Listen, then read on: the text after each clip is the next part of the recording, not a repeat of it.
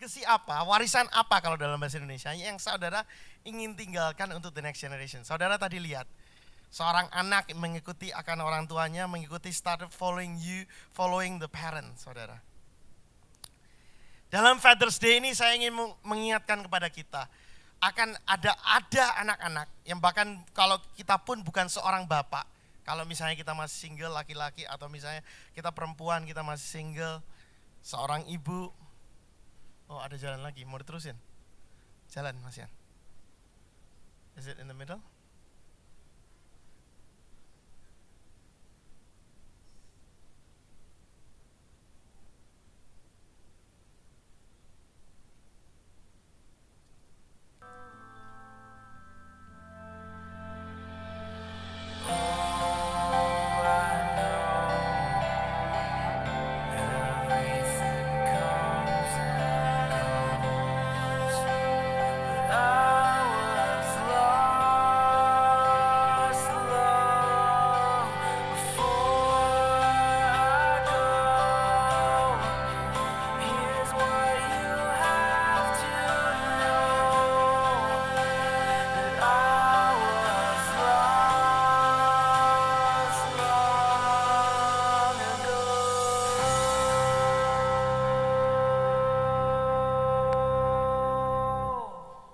Saudara, jadi legacy apa yang kita ingin tinggalkan for the next generation, saudara? Mungkin kita bukan seorang orang tua, mungkin kita bukan seorang bapak, bukan seorang ibu. Tapi saudara tadi saudara lihat sendiri, pada saat terjadi masih jalan sendiri saudara, masih when you are alone, you have to make choices. Pada saat kita membuat keputusan-keputusan, hal itu yang akan nantinya affect the next generation, saudara. Nah, pagi hari ini saya ingin kita belajar dari firman Tuhan, dari seorang raja yang luar biasa, saudara. Kalau dalam kehidupan saya, dalam kehidupan papa saya baru pass away last year. Dia meninggalkan suatu legacy juga dalam kehidupan saya, saudara. Papa saya orang yang sampai akhir hidupnya dia selalu belajar, saudara.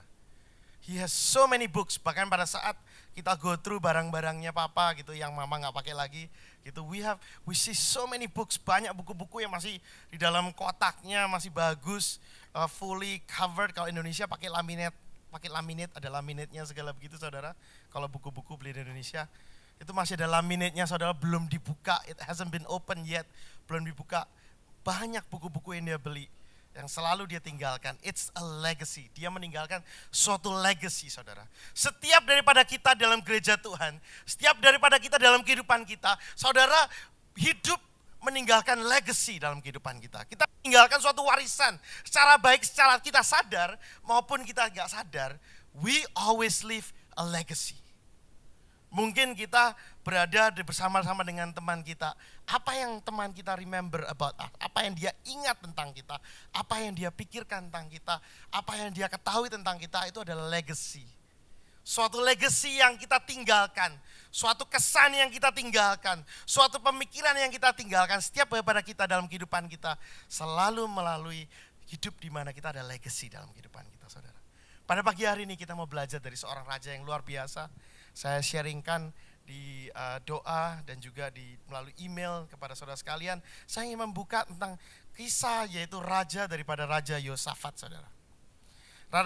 Kita akan buka 2 Tawarik ayat 20, pasal 20 ayat 1 sampai 4. Kita akan baca sedikit. Sudah gitu kita akan mempelajari kehidupan Raja Yosafat. 2 Tawarik 20 ayat 1 sampai 4. Temuin.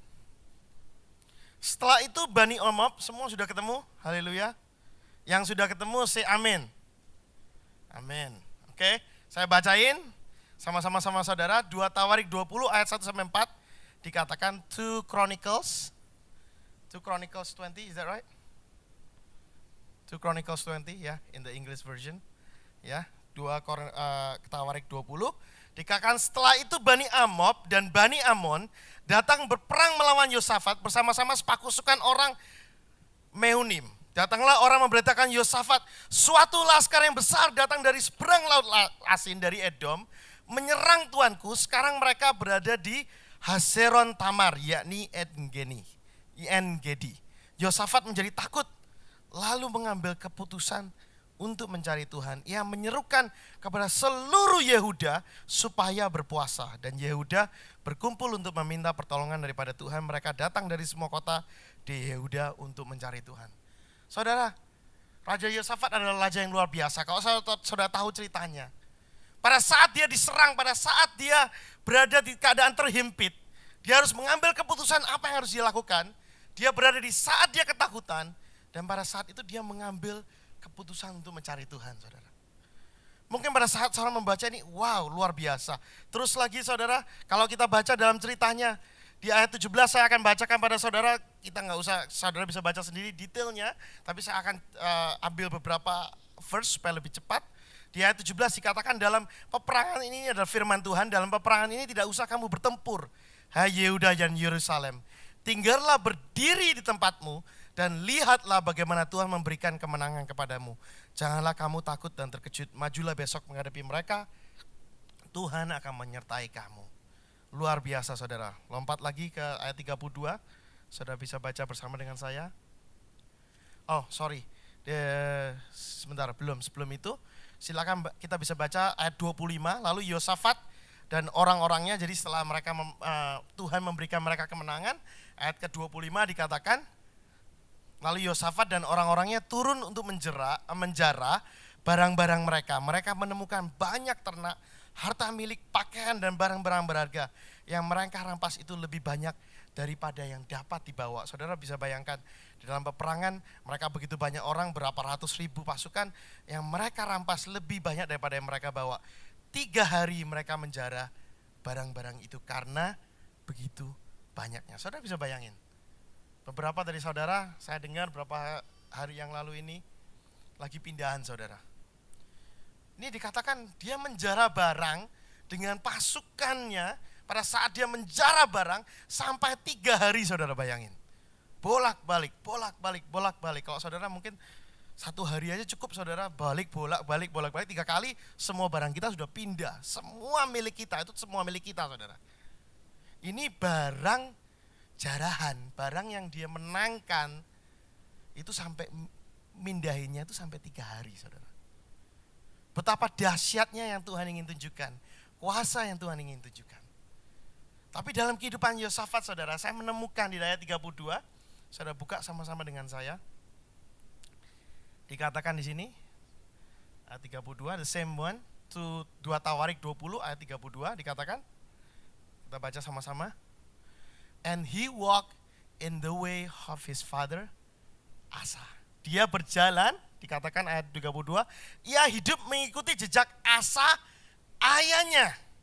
Ia tidak menyimpang daripadanya dan melakukan apa yang benar di mata Tuhan. Saudara. Kalau saudara bisa melihat kehidupan Yosafat yang begitu luar biasa, dia bisa memenangkan begitu peperangan yang begitu besar, dia bisa percaya kepada Tuhan, dia bisa menyerukan Yehuda untuk berpuasa suatu negara yang begitu besar, dia ajak semua berpuasa, semua bersama-sama mencari Tuhan. Dan akhirnya luar biasa kemenangan yang Tuhan berikan, sampai akhirnya 3 hari dia harus menjara saudara, untuk mengambil barang. Saudara bisa bayangkan, saudara disediakan begitu besar berkat, sampai saudara mau bawa pulang itu 3 hari. More than just one day, more than just a few hours, lebih daripada hanya beberapa jam. Saudara bisa bayangkan apa yang disediakan. Tapi semua ini kemenangan dia karena kuncinya yaitu di ayat 32, ia hidup mengikuti jejak Asa ayahnya. Saudara mungkin gak dengar banyak tentang Asa dalam kehidupan kita. Berapa daripada saudara yang tahu Asa?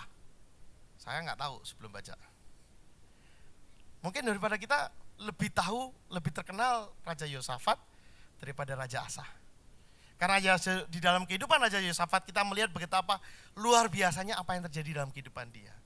Tapi kunci yang kita bisa belajar pada pagi hari ini yaitu dari kehidupan Raja Asa. Kita belajar dari ayah daripada Raja Yosafat. Apa yang dia tinggalkan tuh Yosafat yang membuat Yosafat begitu luar biasanya dalam kehidupannya. Bagaimana Yosafat menjadi anak yang akhirnya Tuhan pakai secara luar biasa. Kuncinya yaitu di ayahnya. Saudara, dalam kehidupan kita sebagai ayah, sebagai orang tua, sebagai spiritual father mungkin, spiritual mother, mungkin kita belum mempunyai anak, sebagai contoh, sebagai orang yang lebih tua di dalam gereja Tuhan, kita menjadi contoh bagi orang-orang lain. Legacy apa yang kita mau tinggalkan dalam kehidupan orang-orang sekitar kita? Warisan apa? Hal apa yang kita ingin tinggalkan, saudara? Kita buka sama-sama 2 Tawarik 14, yaitu dari kehidupan Raja Asa. Kita akan belajar sama-sama 2 Tawarik 14 ayat 2-4. Dikatakan, saya baca, Asa melakukan apa yang baik dan yang benar di mata Tuhan Allahnya. Ia menjauhkan mesbah-mesbah asing dan bukit-bukit pengorbanan, memecahkan tugu-tugu berhala dan menghancurkan tiang-tiang berhala. Ia memerintahkan orang Yehuda supaya mereka mencari Tuhan Allah nenek moyang mereka dan mematuhi hukum dan perintah Allah. Legacy yang pertama yang ditinggalkan oleh Raja Asa untuk anaknya, yaitu legacy untuk mencari Tuhan dalam kehidupannya, saudara. Dikatakan di sini ia memerintahkan orang Yehuda supaya mereka mencari Tuhan. Bukan hanya tolong ya kamu cari Tuhan, no. Tapi dia memerintahkan orang Yehuda untuk mencari Tuhan, saudara. Coba saudara bayangkan pada saat ini kalau misalnya ada presiden yang mengatakan, Presiden Obama misalnya mengatakan kepada saudara, saya memerintahkan kamu untuk mencari Tuhan. Om Simon langsung ketawa. Tapi beginilah yang terjadi, saudara. Inilah yang terjadi pada saat itu. Yaitu seorang raja yang memerintahkan suatu perintah, suatu keputusan. Yang memerintahkan orang Yehuda supaya mereka mencari Tuhan. Ini legacy yang dia tinggalkan. Mungkin kita memikirkan seringkali dalam kehidupan kita, ya tugas mencari Tuhan itu biarlah Sunday School yang mengajar untuk anak kita. Mungkin biarlah anak kita taruh di care group aja, nanti Tuhan melalui care group leadernya atau melalui teman-temannya akan mengajarkan kepada mereka untuk mencari Tuhan, saudara. Mungkin kita memikirkan demikian. Mungkin juga kita memikirkan, nantilah saya masukkan mereka ke Bible School, siapa tahu Tuhan berbicara dan dia nanti mencari Tuhan dalam kehidupannya. Mungkin kita ajarkan Alkitab, kita minta dia baca Alkitab. Dan nanti siapa tahu nanti mereka akan mencari Tuhan dengan sendirinya, saudara. Seringkali kita punya pemikiran-pemikiran yang setengah benar. Saya nggak mengatakan salah, benar, tapi setengahnya aja benar. Karena di sini dikatakan Asa melakukan apa yang benar dan dia yang memerintahkan, saudara.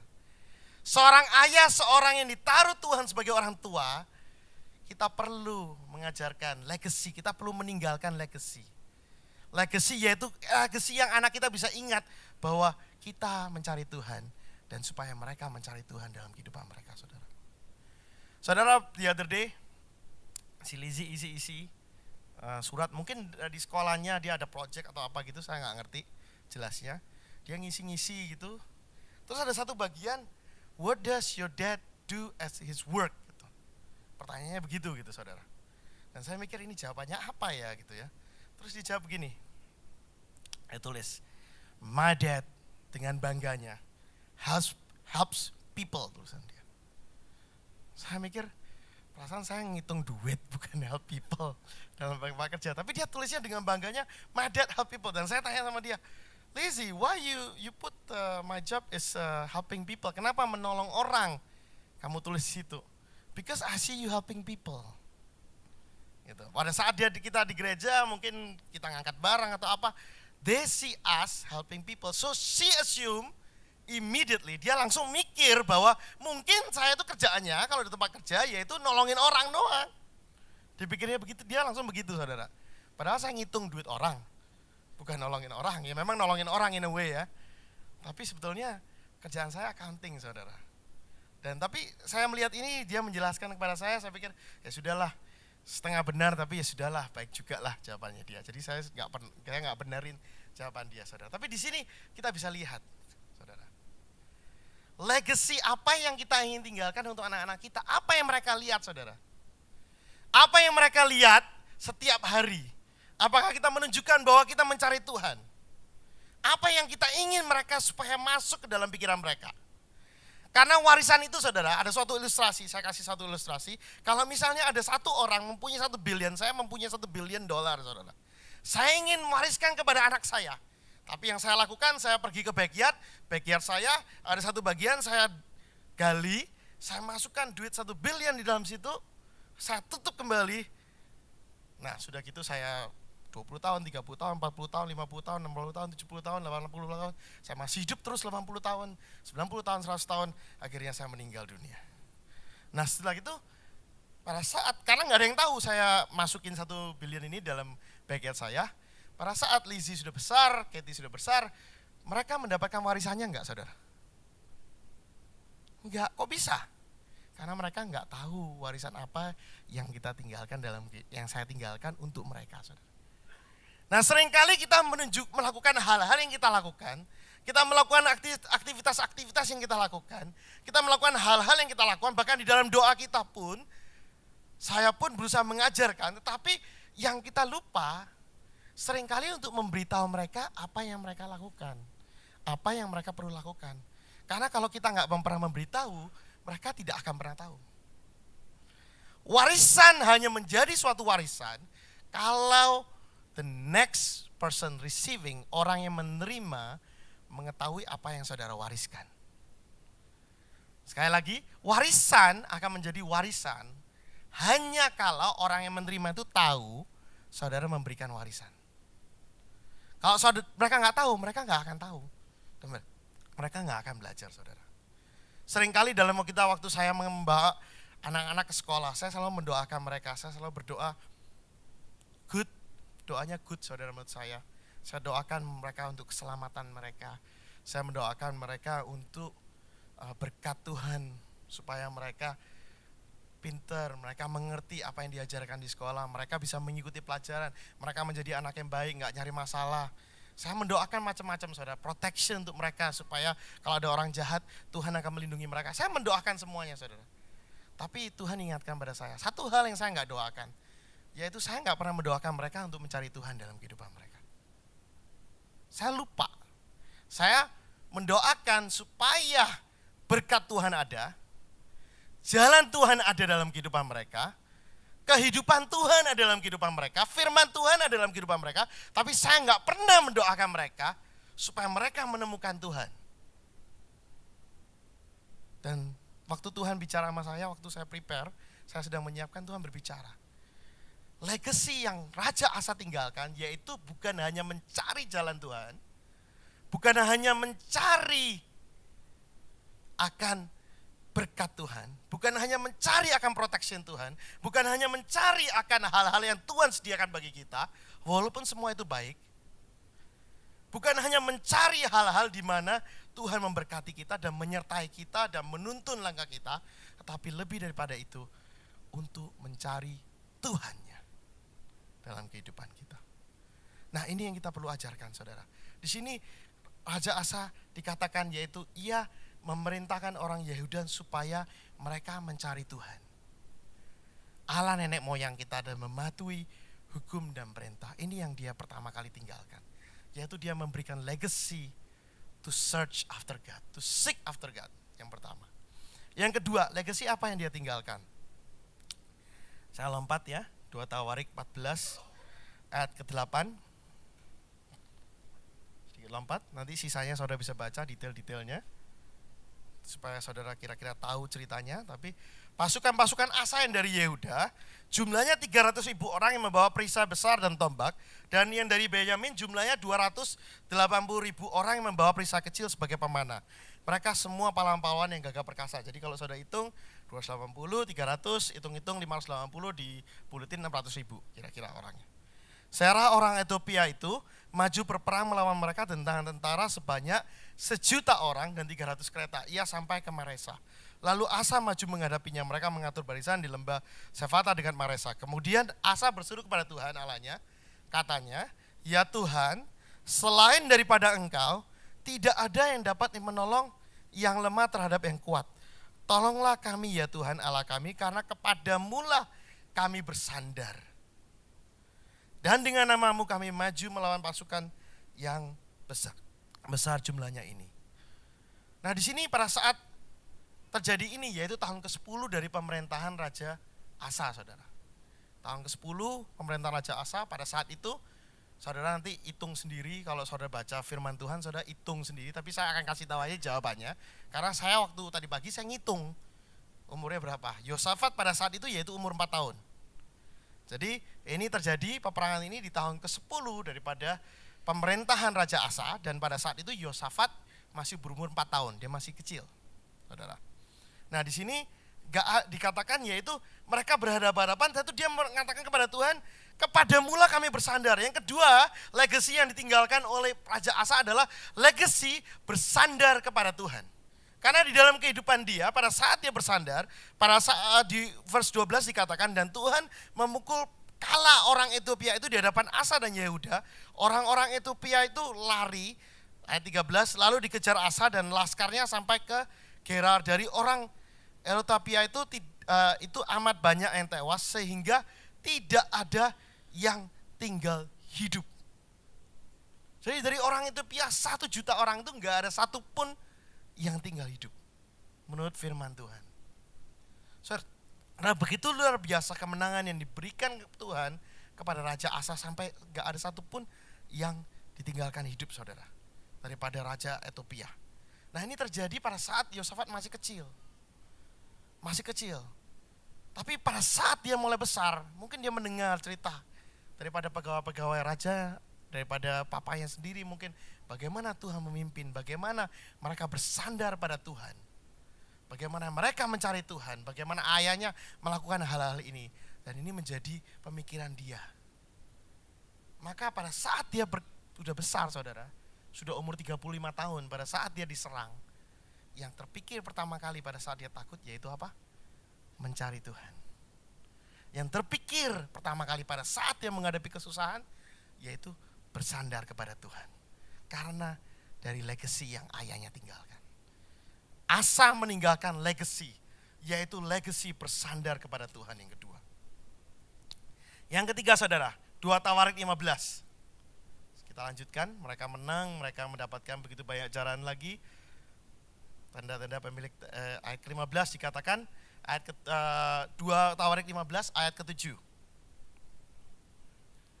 Nah terus habis itu Asaria dihinggapi roh Allah, dan dia mengatakan kepada Asa, berkata dari firman Tuhan, dikatakan but you, dikatakan kepada kamu, tapi kamu Asa, be strong, kuatkanlah hatimu, jangan lemah semangatmu karena ada upah bagi usahamu. Lalu ayat ke-8, ketika Asa mendengar perkataan nubuat yang diucapkan oleh Nabi Asaria bin Oded itu, ia menguatkan hatinya dan menyingkirkan dewa-dewa kejijikan dari seluruh tanah Yehuda dan Benjamin dan dari kota-kota yang direbutnya di pegunungan Efraim. Ia membarui mezbah Tuhan yang ada di depan balai bait suci Tuhan. Yang ketiga yang ditinggalkan yaitu legacy of pembaruan, saudara. Legacy of yang waktu diucapkan yaitu legacy of terobosan. Legacy di mana ada breakthrough dalam kehidupannya. Di mana ada sesuatu yang baru yang dia mulai. Minggu lalu pada saat kita didoakan oleh Pastor Chris dan Pastor Paulus, dikatakan yaitu new beginning, saudara.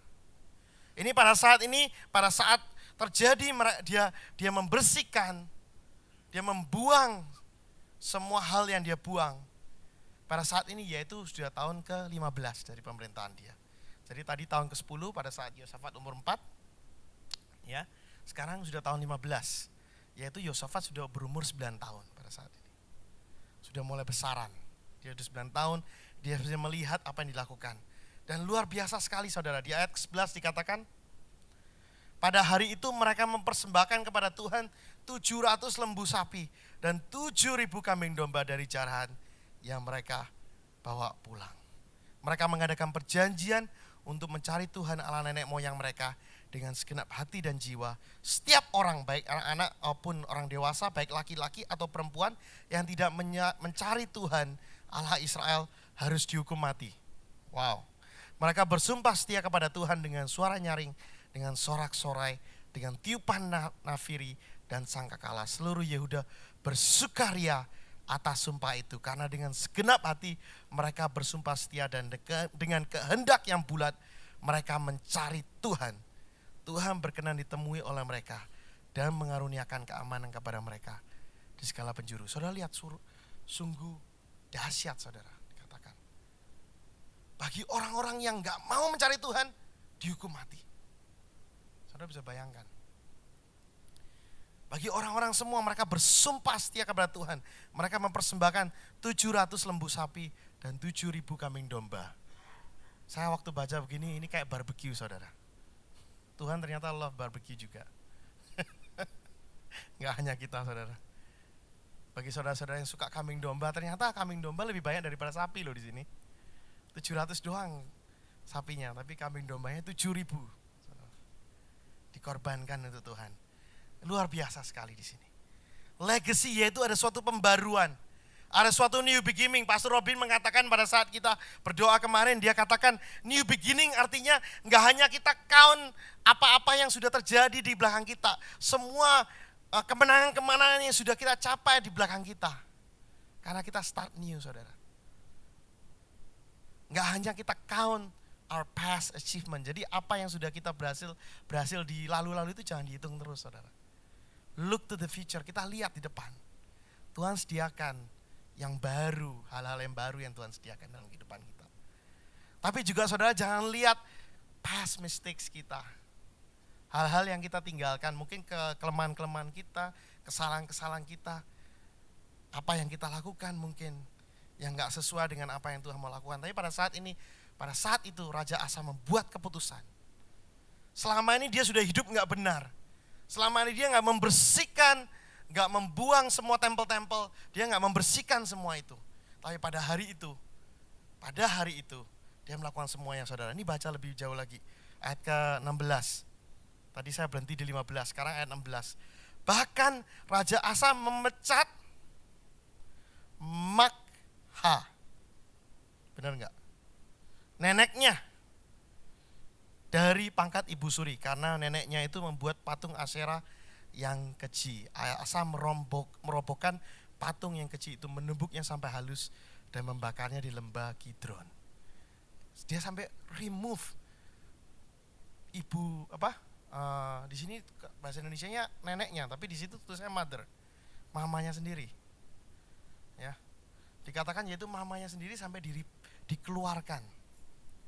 Karena mamanya membangun patung yang menjadi kekejian bagi Tuhan. Ini begitu ekstrimnya Raja Asa ini dalam apa yang dia lakukan. Saudara, dalam kehidupan kita seringkali mungkin ada hal-hal yang painful, hal-hal yang susah untuk kita remove saudara. Pada pagi hari ini firman Tuhan mengucapkan, yaitu pada saat Raja Asa melakukan hal-hal ini, it's for him, bagi dia ini suatu yang painful saudara. Ketika, ayat 8 tadi kita baca, ketika dia mendengar, dia harus menguatkan hatinya. Kalau saudara harus menguatkan hati, artinya bukan suatu yang mudah yang saudara harus lakukan. Seringkali kita memikirkan mengikut Tuhan itu mudah saudara. Tapi ada hal-hal yang harus kita tinggalkan. Ada hal-hal friendship kita yang mungkin menjadi suatu kekejian bagi Tuhan. Suatu idolatry dalam kehidupan kita. Mungkin aktivitas kita. Mungkin bagaimana kita memuja akan family kita. Mungkin bagaimana kita memuja akan habit-habit kita. Mungkin bagaimana kita hold on, memuja akan karakter kita yang salah.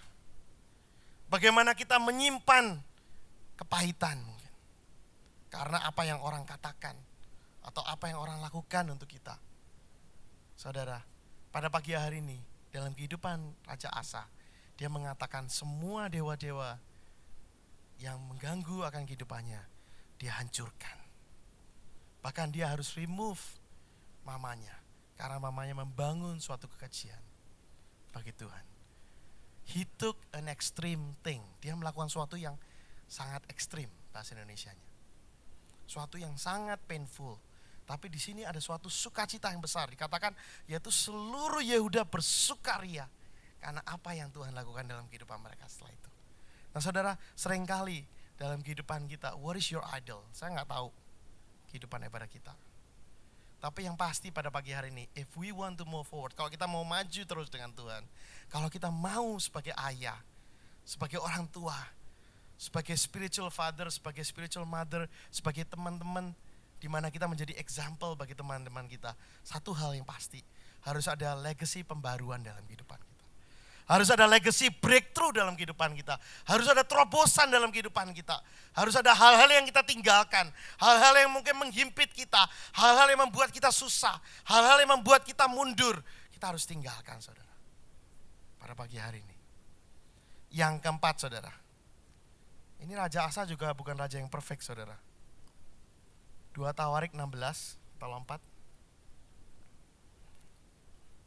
Setelah dia menang dengan menghadapi Raja Ethiopia dengan 1 juta pasukan di 2 Tawarik 16 ayat 1. Pada saat ini dia sudah di dalam tahun ke-35, jadi dia sudah memerintah 41 tahun total. Dia memerintah Yehuda 41 tahun. Jadi tadi 15 tahun, pada saat dia tahun ke-15 dia membersihkan semuanya, dan sekarang tahun ke-35. Pada tahun 36, pada tahun ke-36 pemerintahan Asa, majulah Baesa, raja Israel, hendak berperang melawan Yehuda. Ia memperkuat Ramah dengan maksud mencegah lalu lintas kepada Asa raja Yehuda.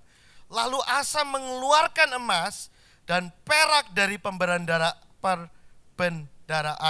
rumah Tuhan dan dari pemberangkatan rumah raja, dan mengirimnya kepada Ben-Hadad raja Aram yang diam di Damsyik dengan pesan, ada perjanjian aku dengan kamu, ini kukirim emas dan perak kepadamu, marilah batalkan perjanjianmu dengan Baesa raja Israel supaya ia undur daripadaku. Lalu Ben-Hadad mengenakan permintaan Raja Asa yang menyuruh panglima menyerang kota Israel, dan mereka memukul kala Iyon dan Abel Amim dan segala tempat berbekalan kota-kota di Naftali. Ayat ke-7, pada waktu itu datanglah Hanani pelihat itu kepada Asa raja Yehuda, katanya kepadanya, karena engkau bersandar kepada raja Aram dan tidak bersandar kepada Tuhan Allahmu, oleh karena itu terluputlah tentara raja Aram dari tanganmu. Dikatakan di ayat ke-8, bukankah tentara orang Ethiopia dan Libya besar jumlahnya? Ini dia ngomongin waktu 1 juta itu yang tahun ke-10 pada saat dia diserang. Sekarang sudah tahun ke-35, jadi 25 tahun sudah lewat.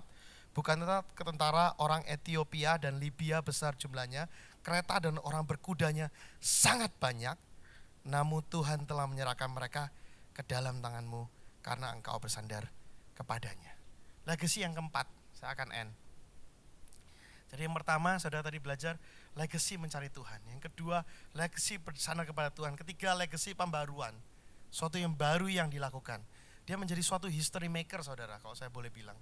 Karena dalam sejarah sejak Raja Daud sampai Yehuda dipimpin oleh Raja Asa, tidak pernah terjadi bagaimana orang Israel begitu komitmennya kepada Tuhan. Itu nggak pernah terjadi. Dia ini menjadi history maker dalam hidupnya, saudara. Dan dikatakan di sini yaitu pada saat itu dia mungkin sudah mulai tua, saudara. Sudah 35 tahun dia memerintah dan dia membuat suatu mistake, saudara. Pada saat Ethiopia menyerang itu 1 juta orang lebih besar daripada yang pada saat itu. Tapi pada saat itu dia memilih bersandar kepada orang lain, saudara. Kepada raja lain. Dan ketika ditegur oleh Hanani, di ayat ke-10 dikatakan, maka sakit hatilah Asa karena perkataan pelihat itu, sehingga ia memasukkannya ke dalam penjara. Sebab ia sangat marah terhadap dia oleh karena perkara itu. Verse 12, pada tahun 39 pemerintahnya Asa menderita sakit pada kakinya yang kemudian menjadi semakin parah. Namun dalam kesakitannya itu ia tidak mencari pertolongan Tuhan, tetapi mencari pertolongan tabib-tabib. Saudara. Nah saudara, dia make a mistake. Tapi pada saat dia melakukan suatu kesalahan, Yosafat belajar dari kehidupan dia, saudara. Karena pada saat Yosafat takut, kalau saudara baca tadi, kita waktu sama-sama baca, pada saat dia takut, dia bingung apa yang dia mesti perbuat. Nah pada saat itu dia mengambil keputusan untuk mencari Tuhan. Gak mau bersandar kepada kehidupannya sendiri, saudara. Karena dia belajar dari kehidupan papanya. Pada saat itu, karena dia bersandar kepada kekuatannya sendiri, kepada kekuatan daripada Raja Aram, maka Tuhan menghukum dia. Dan sampai dia sakit pun dia gak mencari pertolongan Tuhan. Dia mencari pertolongan tabib-tabib. Jadi yang terakhir, yaitu legacy mistake. Suatu kesalahan yang mungkin kita bisa belajar, saudara. Seringkali dalam kehidupan saya mendengar Dan saya juga pernah berpikir gitu, dalam kehidupan saya pun gitu. Kenapa ayah saya nggak pernah mengajarkan saya untuk mencari Tuhan dalam kehidupan saya? Saya sempat memikirkan hal demikian, saudara. Tapi yang saya belajar yaitu yang keempat ini, yaitu legacy of learning from our mistake, belajar dari kesalahan kita.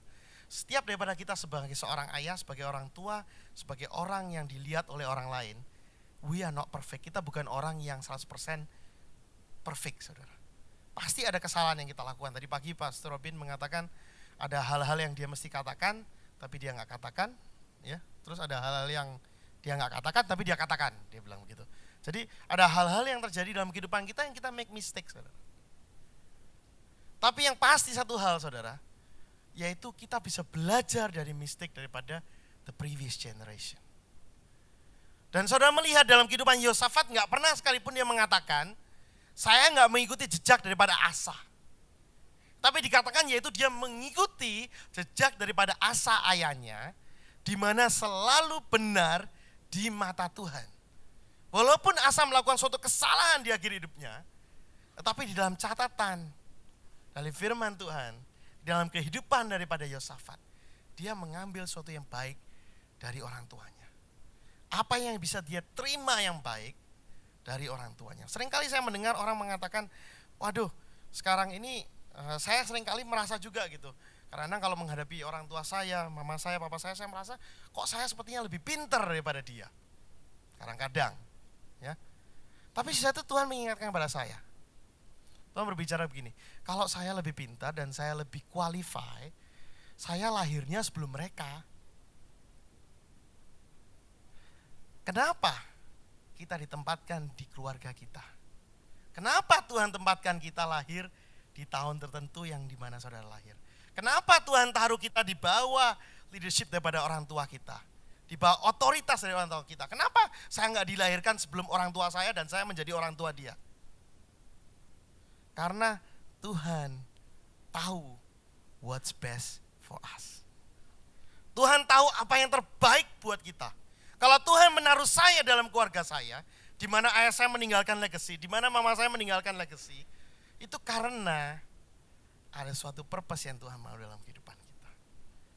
Supaya kita bisa belajar dari mereka. Supaya kita belajar daripada kebaikan-kebaikan yang kita bisa belajar. Dan kita bisa belajar dari walaupun suatu mistake pun yang dia perbuat, saudara. Bukan berarti kita enggak menghargai dan menghormati orang tua kita, saudara. Ini yang saya belajar. Karena saya sendiri juga notice, saya dulu belajar komputer lama. Sekarang kalau saya lihat anak saya jauh lebih cepat dari saya belajarnya. Tapi nanti saya jamin, saudara, 15 tahun lagi, 20 tahun lagi, 30 tahun lagi, anak saya sama anaknya pasti pinteran anaknya jalannya. Benar kan? Pasti dah. Karena nggak akan end, saudara. Generasi after generasi after generasi. Walaupun kita pikir kita lebih hebat, kita bisa achieve lebih banyak, kita bisa melakukan lebih banyak lagi, tapi itu karena, jangan pernah lupa, karena kita mengikuti jejak orang sebelum kita, saudara.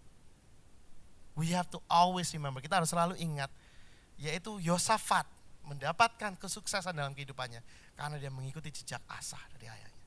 Kalau ayahnya tidak ada legacy memberikan pembaruan, memberikan suatu breakthrough dalam kehidupannya, suatu yang painful di mana dia harus sacrifice. Mamanya sendiri dia harus turunkan, dia harus menghancurkan semua dewa-dewa, patung dewa-dewa semua. Ayahnya yang harus melakukan, saudara. Yosafat menerima benefitnya. Yosafat menerima legacy yang ditinggalkan oleh Asa. Yosafat namanya saudara mungkin tahu, saya mungkin tahu. Dari sejak saya diselamat, saya mengikut Tuhan, saya tahu Yosafat siapa. Tapi Asa saya baru hari ini dengar. Waktu saya, kemarin malam actually seminggu yang lalu waktu saya baca firman Tuhan. Lebih tepatnya. Rasa saya baca, wow, luar biasa apa yang dia tinggalkan untuk anaknya. Ini yang legacy yang Tuhan mau kita lakukan.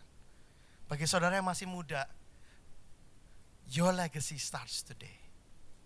Legacy yang saudara tinggalkan gak mulai nanti kalau sudah punya anak, gak mulai nanti kalau sudah beristri, bersuami, tapi kehidupan setiap keputusan-keputusan kita itu akan efek nantinya, saudara. Setiap keputusan-keputusan kita itu akan efek nantinya. Saya masih ingat, saudara, ini saya akan end. Saya masih ingat dalam kehidupan saya waktu saya pergi dari College Station. Biasanya dari College Station paling bagus, saya orangnya suka tidur.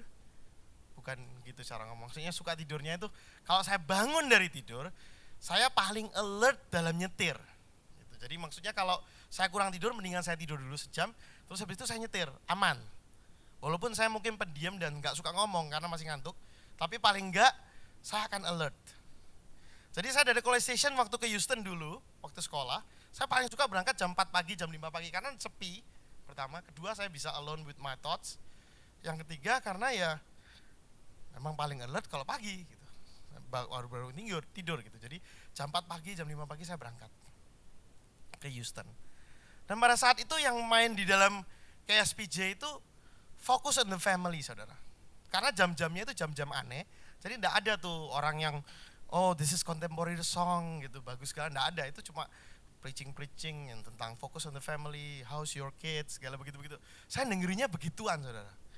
Every single week saya dengerinnya fokus on the family. Pada saat itu saya belum nikah, belum punya pacar malah. Dari College Station ke situ. Tapi saya dengerinnya fokus on the family, saudara. Tapi saya percaya waktu-waktu yang saya spend dengerin itu nantinya berguna nantinya. Enggak saat itu berguna, tapi nantinya berguna. Mungkin saya udah gak inget exactly omongannya itu apa, semua itu saya gak inget semua karena banyak sekali saya dengerin. Karena nganggur ya ngapain, ya dengerin aja orang ngomong gitu kan. Orang ngomong, ya kamu harus mengajarkan begini, begitu. Gitu. Dan secara tidak sadar, saya mendengarkan week after week. Setiap minggu kalau misalnya Robin mungkin tahu berapa kali karena saya pulangnya waktu itu ke rumah Robin. Itu Pastor Robin. Nah, week after week, I listen. Dan dari situ saya belajar, saudara. Apa yang kita lakukan sekarang, impact-nya mungkin gak sekarang. Tapi akan ada impact-nya nanti dalam kehidupan kita. Nah, legacy apa yang kita mau tinggalkan? Saudara, yang lebih amazing lagi, saudara. Asa punya anak Yosafat. Okay. Asa punya papa, saudara bisa baca lagi nanti. 2 Tawarik ayat ke-13. Asa mempunyai ayah yaitu namanya Abia. Abia membuat keputusan, papanya Abia itu siapa saya lupa. Papanya Abia itu seorang yang jahat di mata Tuhan. Tapi Abia hidup menurut jalan Tuhan. Walaupun dia gak melakukan apa yang Asa lakukan, tapi dia sudah hidup menurut jalannya Tuhan. Dan Tuhan memberikan dia kemenangan pada saat perang melalui Abia. Saya lihat dari Abia diturunkan ke Asa. Dari Asa membuat sesuatu yang baru, diturunkan kepada Yosafat. Nah, saudara kalau baca dalam kehidupan Yosafat, di dalam pemerintahan Yosafat, dia menunjuk Imam Lewi untuk pergi ke orang Israel dan preaching ke orang Israel. Saudara baca sendiri nanti di Alkitab. Dia mulai preaching, dia mulai memberitakan firman Tuhan. Satu step lagi. Jadi dari Abia, Asa, sampai ke Yosafat. Setiap generasi diturunkan, legacy yang diturunkan. Legacy yang Abia buat, turunkan kepada Asa. Asa diturunkan kepada Yosafat. Dan sayangnya saudara, dari Yosafat enggak turun ke dalam anaknya yaitu Yoram. Saudara baca sendiri dalam Alkitab. Dan Yoram melakukan suatu hal yang sangat parah, yang melakukan suatu yang jahat di mata Tuhan. Pada saat Yoram umur 30. Pada saat Yoram umur 32 tahun dia menjadi raja. Itu di dalam 2 Tawarik 21, saudara bisa baca. Nah, Yosafat memerintah selama 25 tahun. Jadi Yoram pada saat Yoram hidup di masa Yosafat menjadi raja. Tapi dia enggak belajar apapun dari papanya, saudara. Nah, yang saya ingin bagikan pada pagi hari ini, what legacy do we want to live? Apa yang kita mau tinggalkan untuk next generasi kita ini apa? Legacy apa? Karena Yosafat ternyata enggak meninggalkan legacy untuk anak-anaknya. Anaknya enggak terima tuh. Dia ninggalin warisan, dia melakukan sesuatu yang baik, dia sudah melakukan semua, dia melayani Tuhan, dia menjadi preacher, dia melakukan membentuk ini, membentuk itu, dia melakukan semua hal yang benar. Tapi udah gitu anaknya enggak hidup menurut jalannya Tuhan. Jadi dia seperti yang saya tadi ilustrasi, ada 1 billion ditaruh, tapi anaknya nggak tahu. Jadi akhirnya nggak diambil. Warisan itu tinggal begitu aja. Akhirnya nggak terpakai oleh anak-anaknya. Apakah ini suatu yang tragis dalam kehidupan kita? Nah pada pagi hari ini saudara, legacy apa yang kita mau tinggalkan untuk anak-anak kita? Untuk the next generation. And kita harus make sure mereka tahu legasi apa yang kita tinggalkan. Yuk kita doa.